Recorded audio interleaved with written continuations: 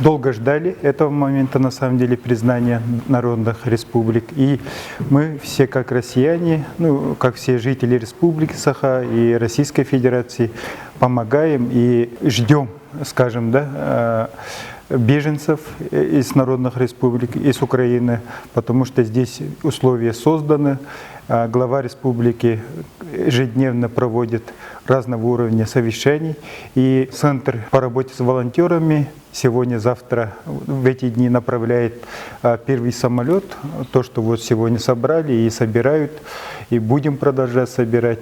И попросили, выберите категорию. Мы выбрали категорию именно дети. И за день скинулись и купили. На сегодняшний день в пункте сбора гуманитарной помощи для беженцев из Донецких и Луганских народных республик собрано более 2 тонн гуманитарной помощи. Это различные бытовая химия, различные канцелярские товары, детское питание, детские вещи.